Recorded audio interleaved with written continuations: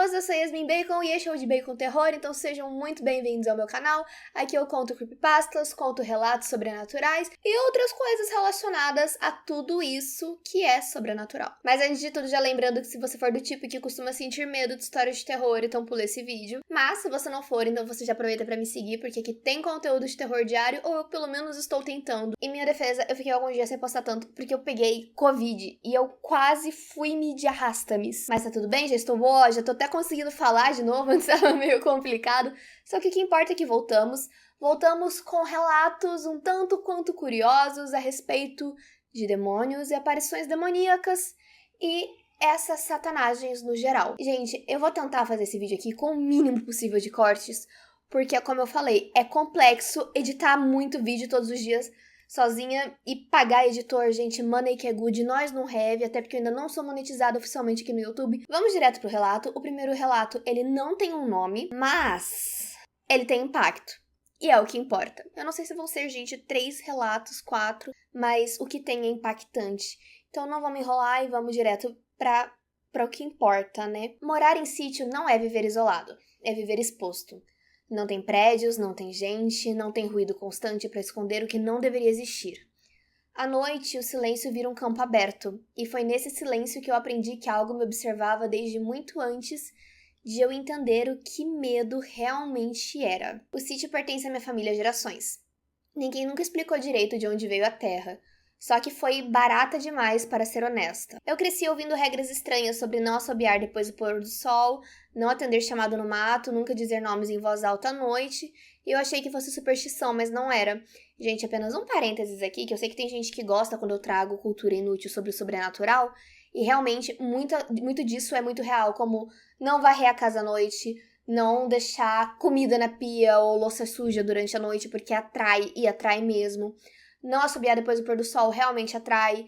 Dizer nomes de pessoas que já partiram, ou de entidades, ou palavrões, ou qualquer coisa, realmente atrai, principalmente durante a noite. E às vezes até mesmo falar o nome de alguém da casa, dependendo da cultura, dependendo do local, dependendo do que tá acontecendo, pode atrair algum tipo de atenção indesejada. Então, nem sempre é superstição. Quando você realmente acredita e você começa a vivenciar, não é.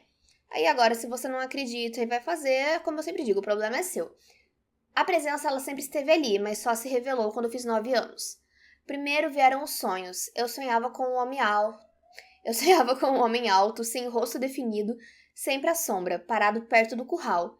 Ele nunca se movia e só observava. Ele acordava suando, como o cheiro de terra molhada no quarto. Depois, os animais começaram a mudar. O cachorro passou a rosnar para o nada, com o rabo entre as pernas. As galinhas se recusavam a entrar no galinheiro.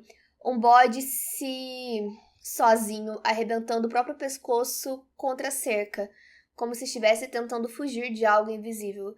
Gente, até o bode, ele se desviveu, isso daí é complicado. O meu pai sabia e ele sempre soube. Uma noite, depois que eu encontrei símbolos estranhos riscados no chão do celeiro, círculos tortos, marcas que pareciam garras, eu confrontei ele. O meu pai se sentou, respirou fundo e disse a verdade pela metade. Ele disse que o sítio tinha dono antes da gente. Não gente que era dono, mas outra coisa. Um pacto antigo feito por um antepassado desesperado. Ele pediu prosperidade, terra fértil e proteção. Em troca, ofereceu abrigo, silêncio e ofereceu descendência. Nunca diga o nome, foi tudo que ele falou. Nunca diga o nome, nem chama. Mas o demônio não precisava do nome para agir. As manifestações ficaram mais diretas. À noite, eu sentia mãos invisíveis pressionando o colchão. Ouvi sussurros colados ao meu ouvido, quentes, íntimos, dizendo coisas que mexiam com desejo, culpa, raiva. Não eram ameaças, eram convites. Era assim que ele agia. Asmodeus não vem gritando. Ele corrói. Passei a sentir impulsos que não eram meus. Pensamentos violentos, desejos doentios, vontade de machucar, de ceder, de experimentar coisas que me davam nojo durante o dia. Quanto mais eu resistia, mais pesado o ar da casa ficava. Uma noite eu ouvi minha mãe chorando no quintal. Ela já tinha ido embora fazia meses. A voz vinha quebrada, pedindo ajuda, dizendo que tinha se arrependido de me deixar. Eu quase abri a porta. Quando eu cheguei perto, eu senti o cheiro forte de enxofre misturado com carne quente. O meu pai apareceu atrás de mim, pálido, e sussurrou. Ele aprendeu seus pontos fracos. Foi nessa mesma noite que eu vi a coisa pela primeira vez. Não completamente. Ninguém vê. A sombra se destacou da escuridão como se fosse mais escura do que a própria noite. Alta demais para ser humano. O corpo parecia errado, alongado, com articulações que dobravam onde não estariam devendo dobrar. Os olhos surgiram depois, 2 pontos avermelhados, atentos e inteligentes demais. Quando ele falou, não foi pela boca, foi dentro da minha cabeça. Ele disse meu nome como se fosse uma espécie de promessa. Ele falou que eu não precisava ter medo e que ele só queria continuar o acordo. Que o meu sangue ele já pertencia à terra. Resistir era inútil, porque ele não precisava me matar, ele só precisava me esperar. Logo depois disso, meu pai morreu, do coração. A minha mãe nunca mais voltou e eu fiquei sozinho com a casa e com ele. Sem o meu pai, o demônio acabou perdendo o limite e agora ele entra, ele move coisas, ele risca símbolos novos e às vezes ele escreve meu nome repetidas vezes nas paredes. Ele usa algo escuro demais para ser tinta. Eu acordo com marcas no corpo, com arranhões, mordidas e a sensação de cansaço extremo, como se algo estivesse se alimentando de mim enquanto eu dormia. E no fundo eu sei que ele não quer a minha morte. Asmodeus quer a minha entrega. Ele quer que eu diga o nome dele, que eu aceite o pacto e que eu continue o ciclo. Toda noite, exatamente depois da meia-noite, ele fica caminhando ao redor da casa, paciente e confiante. Ele sabe que humanos acabam quebrando e ele sabe que a solidão enfraquece. Ele sabe que cedo ou tarde eu vou responder quando ele me chamar. Porque o sítio não é a minha prisão, é o altar dele. A pessoa que me enviou esse relato enviou tanto pelo e-mail quanto pelo TikTok. No TikTok veio um pouquinho com medo, com receios, perguntando o que fazer. Eu dei algumas dicas, só que, gente, é muito complexo, ainda mais quando envolve pacto. Porque assim, gente, vamos supor que eu faça um pacto. Eu sou mãe. Vai prejudicar minha filha. Não só minha filha, como dependendo do acontecimento, meus netos, meus bisnetos e por aí vai. Então, gente, não se mexe com essas coisas nem de brincadeira, ainda mais de forma séria. Porque se de brincadeira já dá ruim, quando você faz direitinho, igual foi esse caso aqui, é muito complexo. Não vou ficar falando aqui o que eu falei pra pessoa, tipo, o que dava pra pessoa fazer, quem eu instruí pra procurar, porque vai variar muito de criança pra criança. Mas é impactante, é tenso, dá um medo, dá um nervoso. Imagina, tipo, tu tá morando na tua casa, tranquilamente, na paz do Senhor Jesus, e de repente começa essa coisa. Ainda mais que falou o nome de Asmodeus, né? Um dos grandes. Eu não sei nem o que dizer aqui no vídeo, então eu vou direto pro próximo relato. E ele se chama Cabana da Caça e o Panelão do Diabo. Oi, Yasmin, meu nome é tal, mas eu vou pedir pra que troque meu nome por Jersey. Eu vou pedir pra que troque minha idade também, porém eu tenho tantos anos, moro na cidade tal do Paraná, que é exatamente onde aconteceu as coisas que eu vou te contar aqui.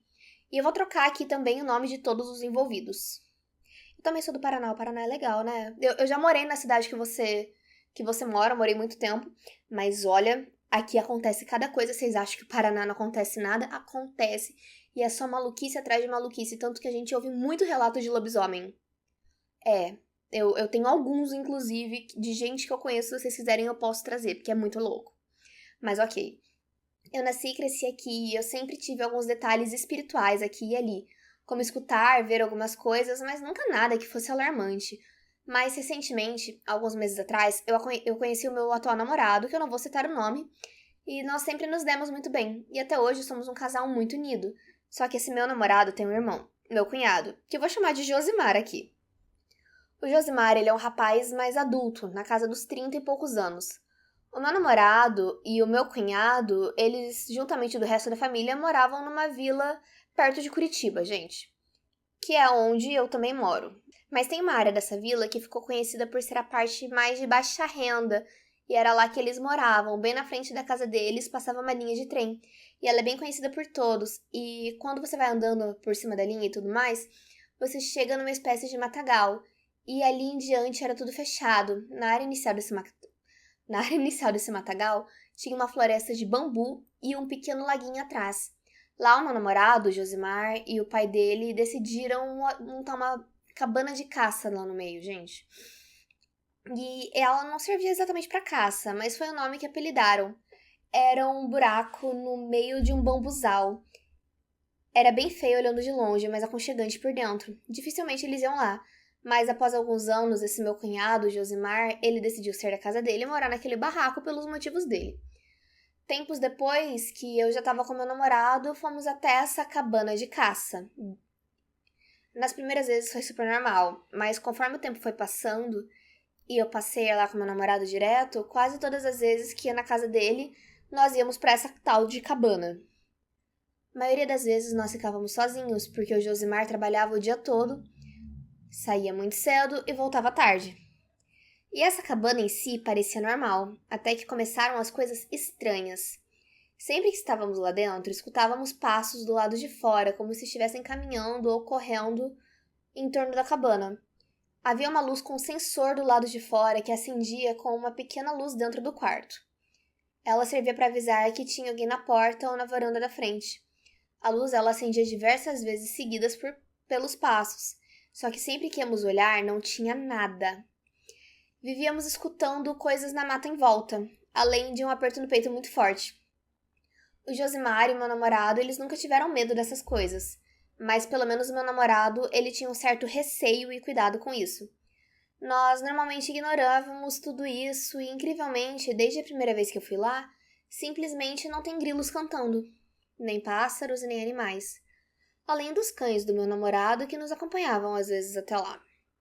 Uma vez, o Josimar, ele comprou cerca de 10 galinhas. Isso para criar no terreno que era fechado com uma cerca de bambu bem capenga. Num dia que ele foi para a igreja, se ficasse de passagem que meu Deus, gente, tá difícil, perdão. Ficasse de passagem que Josimar sempre foi muito religioso. O pastor chegou nele e disse que algo iria acontecer com ele naquela noite. Eis que ele volta para casa, se tranca para dentro, e de manhã, quando ele levantou, todas as galinhas estavam destroçadas no quintal. Mas incrivelmente sem marca de sangue.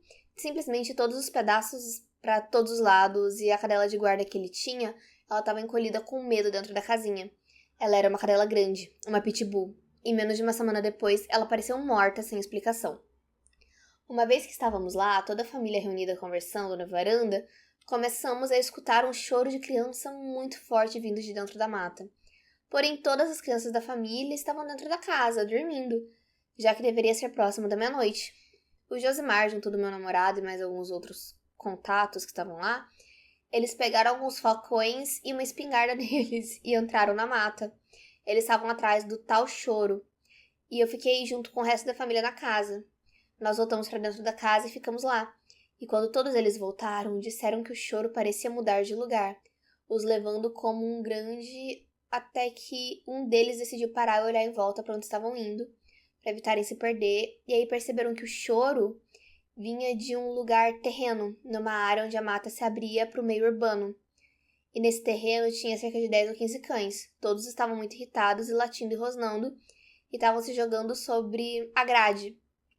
E foi quando eles viram, e aí desistiram de ir até lá. E aí voltaram todos para a cabana e outra vez escutamos o mesmo choro, porém dessa vez vindo de um pequeno milharal próximo da casa deles. Um tempo depois, conversando com meu namorado, ele me contou que aquele lugar onde eles moravam, como eu disse antes, era um pessoal de baixa renda, era um terreno bem mais baixo, como um panelão, com casas e assim. Então ele me conta que aquele lugar ele era conhecido pelos moradores como Panelão do Diabo, pelo tanto de coisas macabras que aconteciam ali.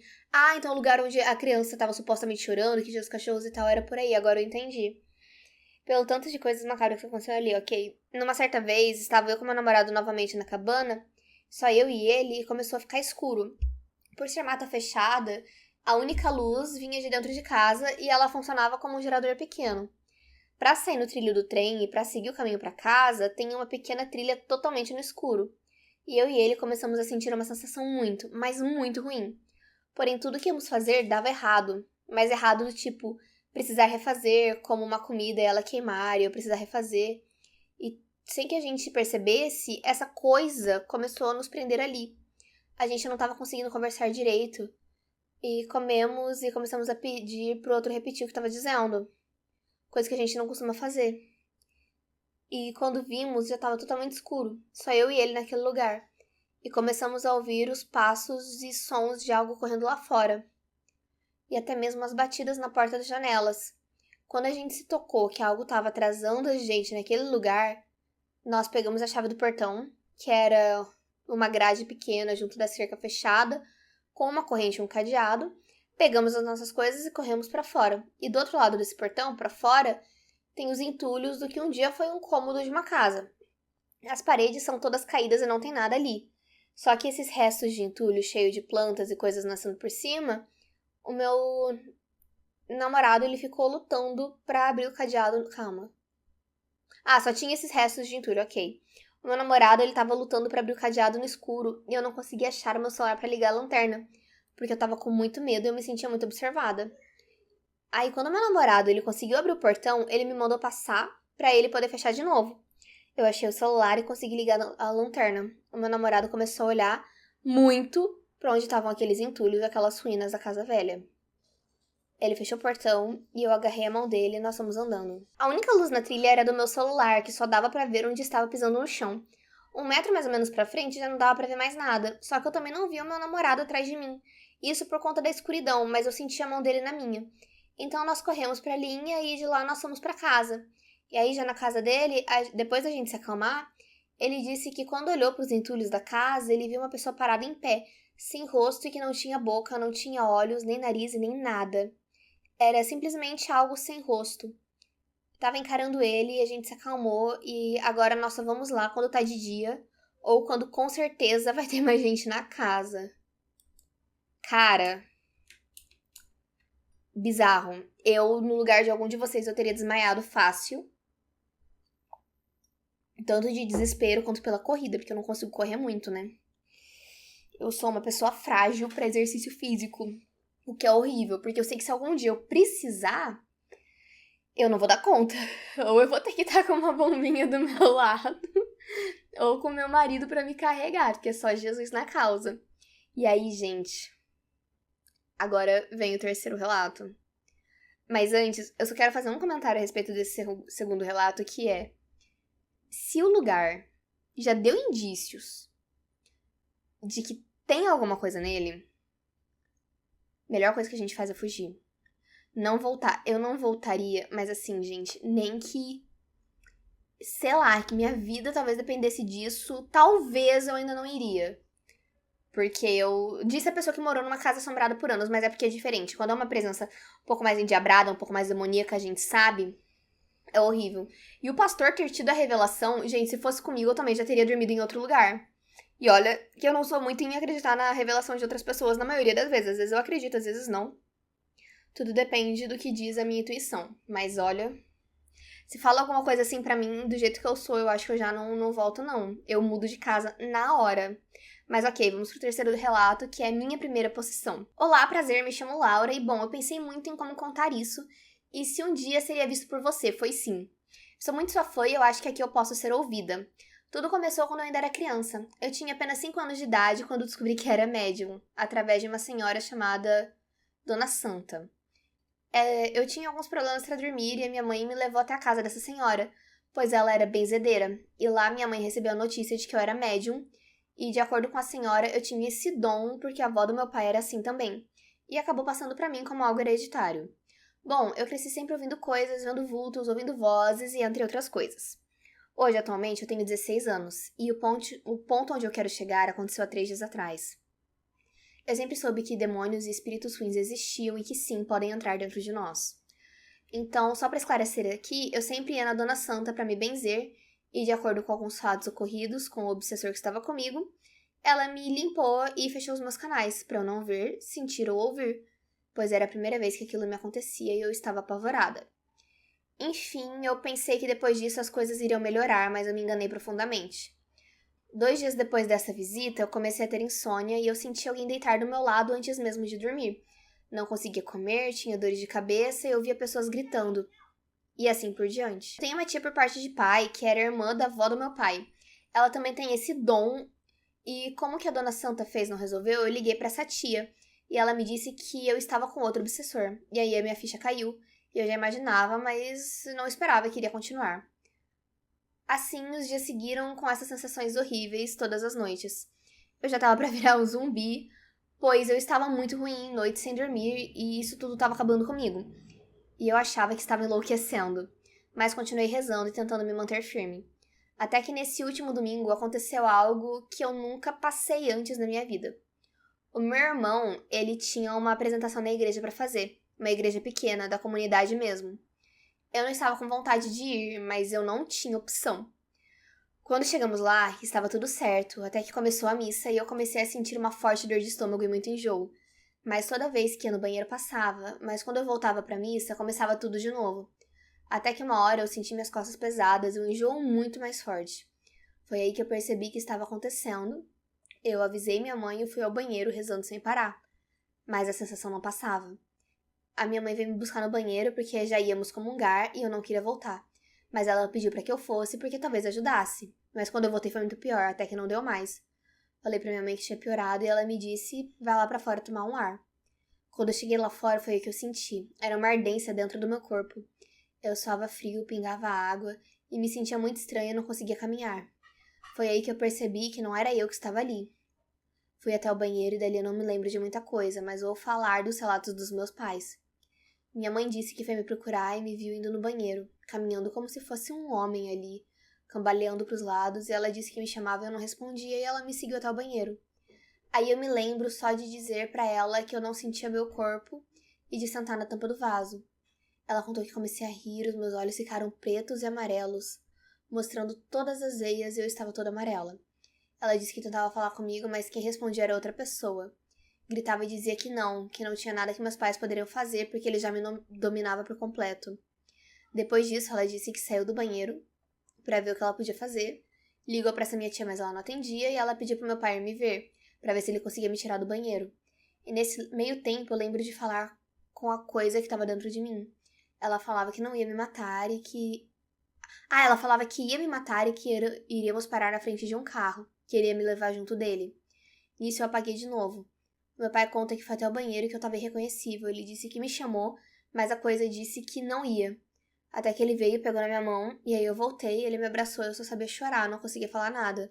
Ele me segurou firme e me levou até o carro à força, porque a coisa se debatia e dizia que não iria e que eu já tava toda acabada. Os meus pais deixaram meu irmão com os meus avós e me levaram para casa da Dona Santa. Minha mãe diz que quando chegamos lá, que saiu do carro e que eu fui atrás, que eu quase me joguei na frente de um carro que estava ali. Ela disse que eu ria, que falava que não adiantava o que ela fizesse, que eu não ia voltar. Mal coisa eu sabia que a Dona Santa era uma ótima exorcista.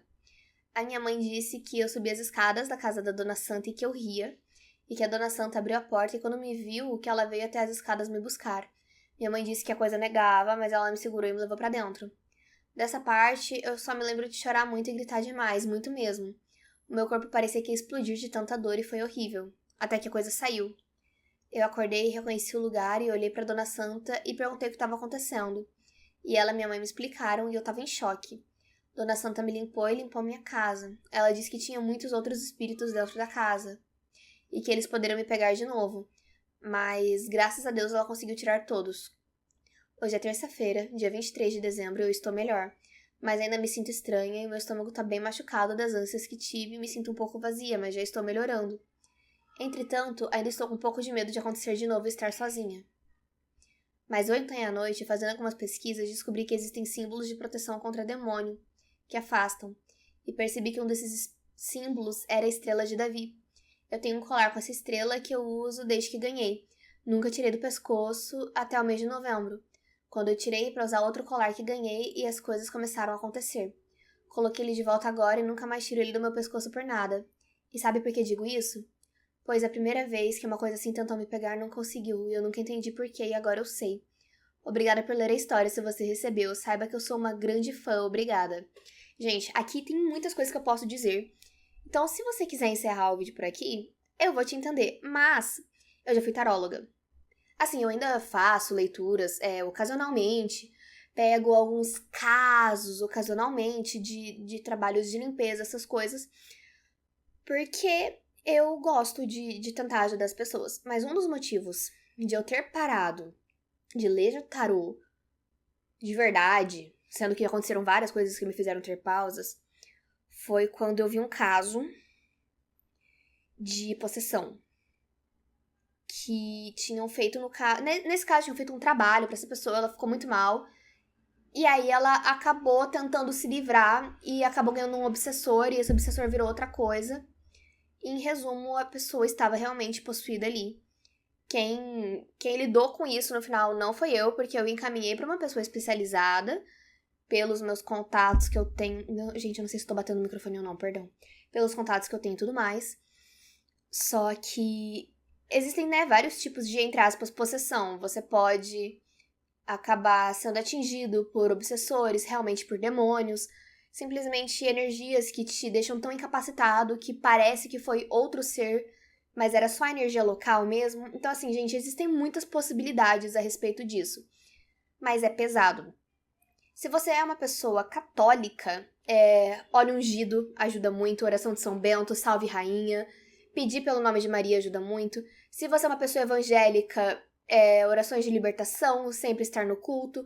No cristianismo, no geral, o Salmo 91 ajuda muito, o Pai Nosso também.